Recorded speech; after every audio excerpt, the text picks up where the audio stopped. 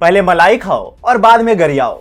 भारतीय राजनीति में ऐसे कई राजनेता हैं जो ऐसा कर चुके हैं, पर हाल फिलहाल जिस राजनेता की महत्वाकांक्षा सबसे ज्यादा है वो है यशवंत सिन्हा।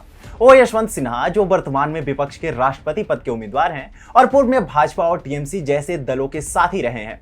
2014 में प्रधानमंत्री मोदी की सरकार आते ही जिस भाजपा नेता का मुंह सबसे ज्यादा विरोध के लिए खुला था वो है यशवंत सिन्हा। नमस्कार, आप देख रहे हैं टीएफआई, जो है देश का सबसे विश्वसनीय ऑल्टरनेट न्यूज मीडिया पोर्टल, और मैं अवनीश तिवारी आपको बताऊंगा कि स्वयं को सबसे बड़ा राजनीतिज्ञ बताने वाले यशवंत सिन्हा को कैसे बंगाल वाली दीदी ने चूना लगा दिया है। तो अभी हम आरंभ करते हैं। यशवंत सिन्हा के साथ हुए खेला में सबसे बड़ा घोटाला यही ममता बनर्जी और उनकी टीएमसी कर गई, जो अब वर्ष 2022 का सबसे बड़ा घोटाला बन चुका है।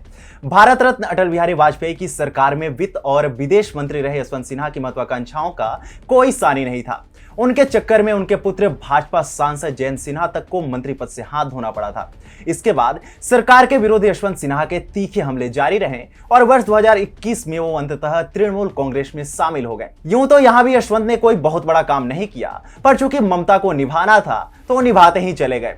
यहां भी कोई बड़ा राजनीतिक वर्चस्व कायम न होने पर यशवंत सिंह इस बार संपूर्ण रूप से अपनी राजनीतिक हत्या का लेखा जोखा तैयार कर चुके हैं। इसी क्रम में जिस प्रकार से भाजपा को धोखा देते हुए यशवंत सिन्हा ने टीएमसी ज्वाइन करने के बाद एक बार फिर उन्होंने एक और राजनीतिक दल को धोखा दिया, तो इस बार उनके धोखा देते ही उन्हें उनका भुगतान भी मिल गया। पश्चिम बंगाल के मुख्यमंत्री ममता बनर्जी ने कहा है कि विपक्षी दल भी राष्ट्रपति पद के लिए द्रौपदी मुर्मू की उम्मीदवारी का समर्थन कर सकते थे अगर बीजेपी ने उन्हें मैदान में उतारने से पहले उनसे चर्चा की गई होती। उन्होंने साथ ही यह भी कहा कि 18 जुलाई को राष्ट्रपति चुनाव में द्रौपदी मुर्मू की जीत की अधिक संभावनाएं हैं। महाराष्ट्र में सत्ता परिवर्तन के बाद एनडीए का संख्या बल बढ़ा है, मतलब द्रौपदी मुर्मू के आगे यशवंत सिन्हा की कोई बिसात नहीं है, यह ममता भी जानती हैं। ऐसा ही कुछ झारखंड से भी सुनने में आ रहा है, जहां झामुमो के कार्यकारी अध्यक्ष एवं मुख्यमंत्री हेमंत सोरेन ने एनडीए प्रत्याशी और राज्य की पूर्व राज्यपाल द्रौपदी मुर्मू का समर्थन करते उनकी पार्टी दिख सकती है। यह तब है जब राज्य में कांग्रेस के साथ सरकार चल रही है और सोरेन एनडीए के प्रत्याशी के लिए वोट डालने को तैयार है। यह इसलिए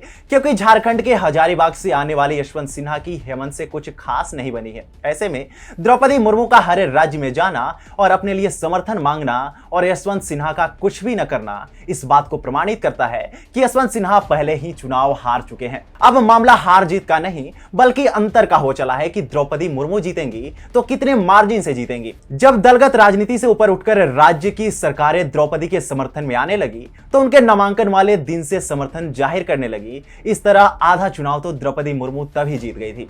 यह ममता बनर्जी का ही किया धरा था, जो पहले यशवंत सिन्हा को चने के झाड़ पर चढ़ाया और अंततः यशवंत सिन्हा अहम में चूर होकर विपक्ष के राष्ट्रपति पद के उम्मीदवार बन गए। यशवंत सिन्हा यह नहीं समझ पाए कि कुछ भी हो कैसे भी हो थे तो वो उनकी विपरीत विचारधारा के। ऐसे में उन पर विश्वास करना ठीक वैसा ही है कि सांप को कितना भी दूध पिला लो रहता तो जहरीला ही है।